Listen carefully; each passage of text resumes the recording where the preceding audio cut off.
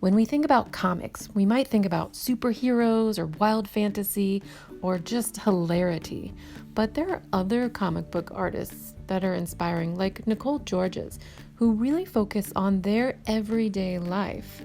These comics give us personal details or even the parts we relate with. This artist, Jerry Craft, wrote a book called The New Kid. I am also inspired by Ebony Flowers. Sometimes it's important to read comics by people who are not exactly like you.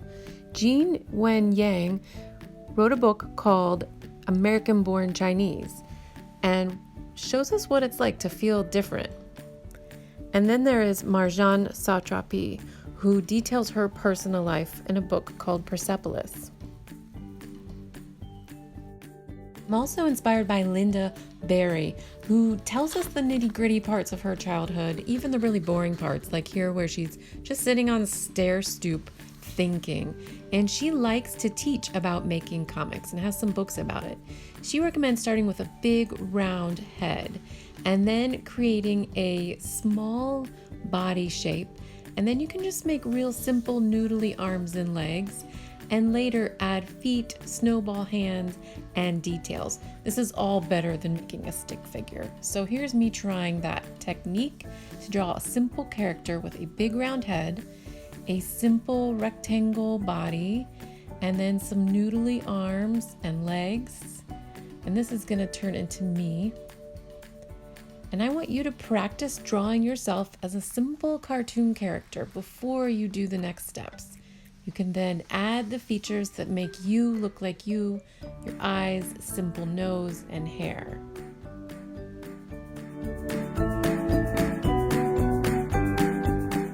All right, so how will you make a mini comic? Can you share one day in your life? I made a list of all the things I do in a typical day. Then you need to build your mini comic. Fold your paper 3 times. Fold it in half again, and then fold it in half a 3rd time. I like to use a pen or my fingernail to make those creases very sharp. You open your paper all the way back up and you'll see those 8 squares. But what you need to do now is fold it again and just snip the middle of the spine area so that you end up with a slice in the middle. Alternately, if you don't have scissors, you can lick the edge on the top and bottom and gently tear it just as well. I'm folding it in half and then flattening it so that it becomes my stapleless, tapeless booklet that has 4 flaps or 8 pages for my day in the life mini comic. Whenever you draw a big frame in your comic, that's called a panel. And on the front of my comic, I would like to add a title and the first panel of the day in the life of my character, which will be me. When you're writing a comic for others to look at, you should do your very best handwriting. And I'm using a pen that I found that had a lot of ink and made nice big thick blue lines. You're going to choose something from the beginning of your typical day and depict it in your first panel. I am drawing a picture of my bed because every morning I wake up, get out of bed, and usually try and make it. You can add as little or as much detail as you want in each picture. And you can see I'm using that big head method to draw myself kind of from above in this panel.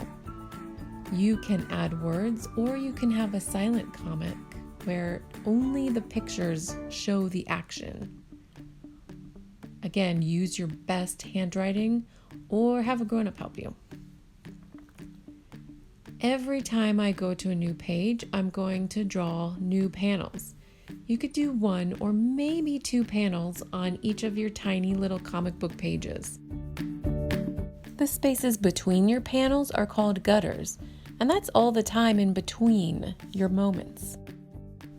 And then on each panel, you'll draw a moment from your day. So I'd like to show you how I finished my comic. It starts out at 8 a.m., where making your bed is supposed to make you more efficient, according to the experts. I'm pulling yesterday's coffee grounds out of the coffee maker, which is not my favorite task, but I love my fresh coffee smell in the morning. Then I usually try to do some exercise to a jazzercise video. You can see I'm adding highlighter to highlight some special features in my comic, like the music notes.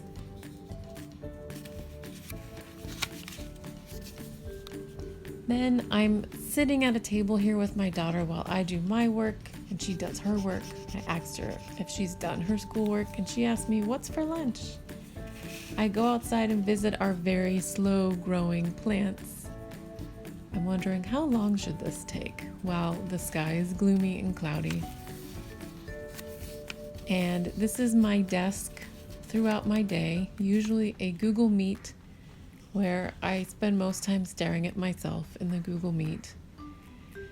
But I enjoy seeing students and friends, and I get really excited if I hear a ding dong because I know that means a package has arrived for us. My huge to-do list, cold coffee. I'm focusing way too much on how I look in the Zoom meeting. And this is my last panel. I didn't even draw a frame for this one, but this shows me staying up way too late looking at my cell phone. That's my day in a life comic book.